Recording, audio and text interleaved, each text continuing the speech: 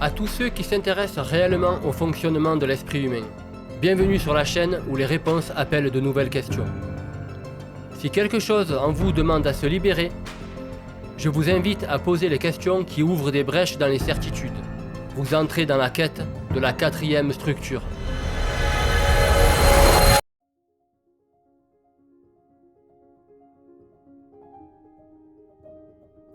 Le bien-être est-il une boussole fiable ? Devons-nous nous laisser guider aveuglément par tout ce qui procure du bien-être ?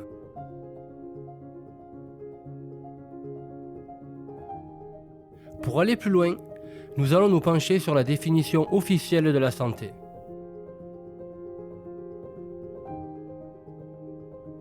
L'Organisation mondiale de la santé définit la santé comme un état de complet bien-être physique, mental et social. Je me sens bien, donc je suis en bonne santé. Je me sens mal, donc je suis malade. D'après l'OMS, le bien-être serait donc une boussole fiable.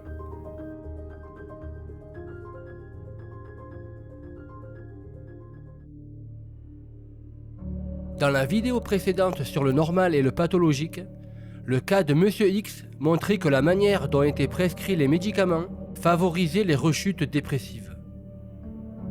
Voici un rappel du discours de Monsieur X. Avec les médicaments, j'arrivais à montrer que j'étais quelqu'un de bien. À court terme, le médicament atténue les symptômes dépressifs, mais en renforçant la dépendance au regard de l'autre, il prépare la prochaine rechute. Quand Monsieur X arrive à plaire, il se sent bien, mais en organisant sa vie autour du regard de l'autre, il ne peut pas développer de désir personnel et prépare la prochaine rechute. Si son état émotionnel dépend excessivement du regard de l'autre, son humeur est destinée à varier indéfiniment. Par ailleurs, quand Monsieur X n'arrive plus à jouer de rôle, il se sent mal, mais perçoit plus lucidement certains aspects de son rapport à l'autre. Ils se font une image différente de celui qu'on est vraiment. Je joue un rôle. Ces moments de lucidité, même s'ils sont douloureux, annoncent peut-être l'amorce d'un changement, poussant son désir à reposer sur autre chose qu'une image renvoyée en miroir par le regard de l'autre.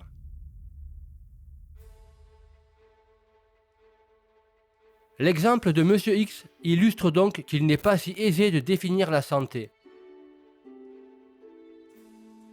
La clinique psychiatrique donne un autre avertissement bien plus criant avec ce qu'on appelle aujourd'hui le trouble bipolaire.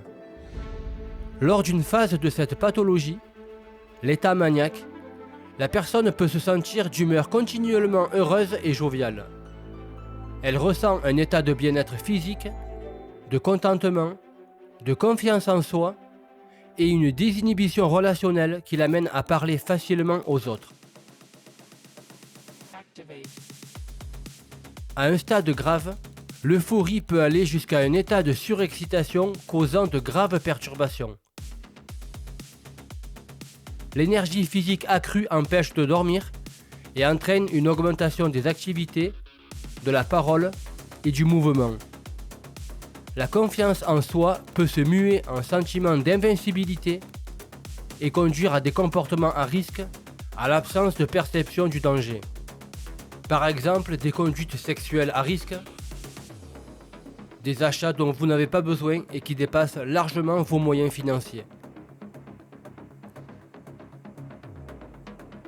Dans cet exemple, le bien-être est une des manifestations d'un trouble psychiatrique. Quand nous évaluons un patient présentant un état maniaque, il est évident que nous prenons en compte d'autres éléments que son sentiment subjectif de bien-être, notamment son rapport à la réalité et les changements par rapport au comportement habituel.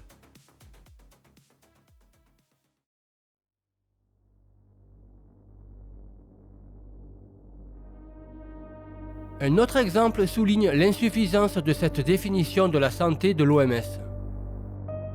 Alors qu'ils n'ont jamais présenté de signes de maladie mentale selon les critères diagnostiques actuels, Des individus se suicident brutalement du jour au lendemain, certains sans raison apparente et d'autres après un déclencheur clairement identifié.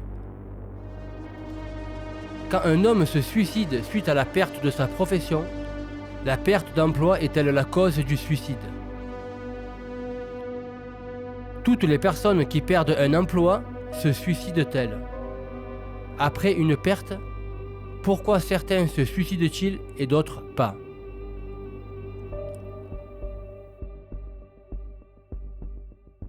Avant de perdre son emploi, était-il en bonne santé?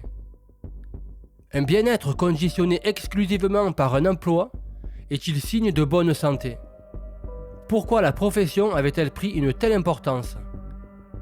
Pourquoi certains domaines de la vie deviennent-ils une condition absolue de l'équilibre psychique? Ces situations mettent en évidence un point essentiel. L'absence de symptômes et le sentiment de bien-être ne garantissent en rien l'absence de danger psychique.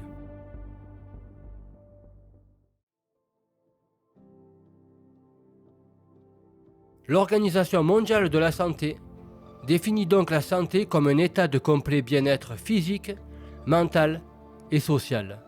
Mais que peut bien signifier ce mot complet? La vie est une succession de rencontres et de séparations. Un divorce, la mort d'un proche, la puberté où le corps se transforme radicalement, un déménagement non désiré.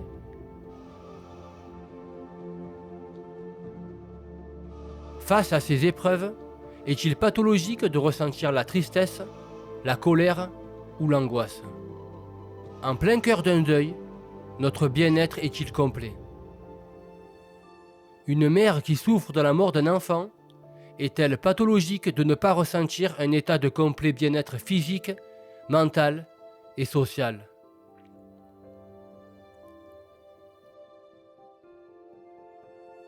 La vie nous confronte inévitablement à des crises exigeant un travail de deuil. Chercher à supprimer toute souffrance, c'est souvent vouloir empêcher cette traversée.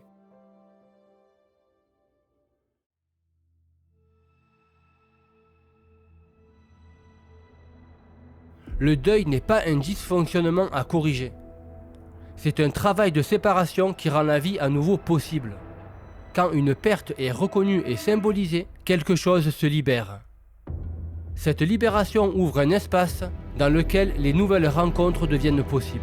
Ce processus de séparation peut se manifester dans des situations très différentes et pas seulement lors de la perte d'un proche. Par exemple, après un deuil amoureux, quand une personne accepte réellement la fin d'une relation, quand elle ne cherche plus à remplacer l'autre ni à combler un manque à tout prix, elle peut alors rencontrer une personne radicalement différente. Non comme un pansement, mais comme un autre monde.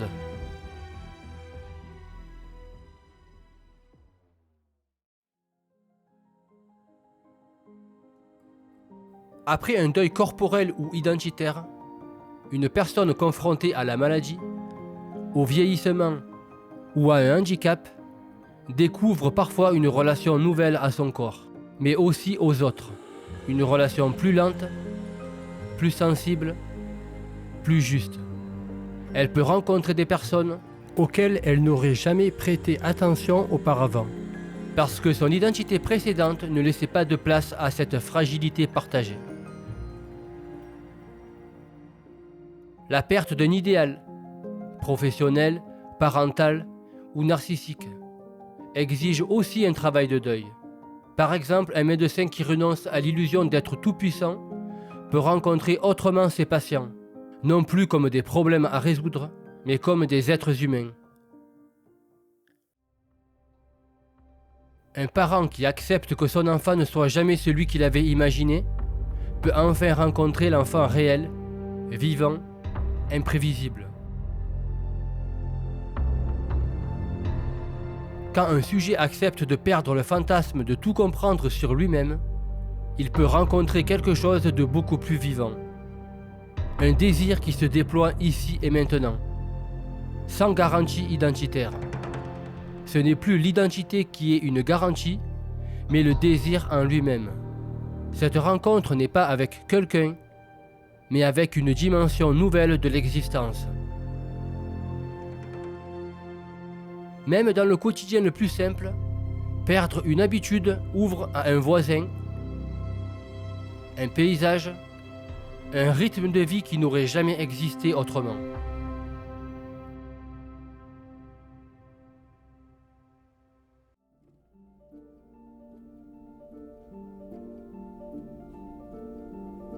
Ces rencontres ne sont pas des compensations.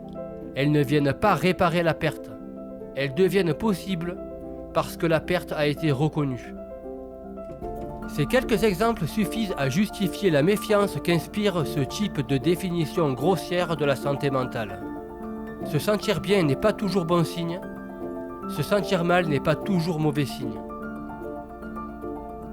Le bien-être pris isolément n'est pas une boussole fiable pour évaluer le fonctionnement d'un individu et l'efficacité d'un traitement. Le bien-être doit être pris en compte, mais seul il est trompeur. Si le bien-être est insuffisant pour évaluer l'état psychique, sur quel autre signe s'appuyer? Comment choisir et classer ces signes? Je réponds à nouveau avec d'autres questions. Doit-on rejeter les émotions et les pensées qui participent au processus de séparation? Ou doit-on leur laisser un peu d'espace, même si au début nous ne les comprenons pas, même si elles sont parfois douloureuses, même si elles menacent l'image de soi et de l'autre? L'élan vital peut-il reposer sur autre chose qu'une image figée? Nous continuerons à explorer ces questions au cours des prochaines vidéos.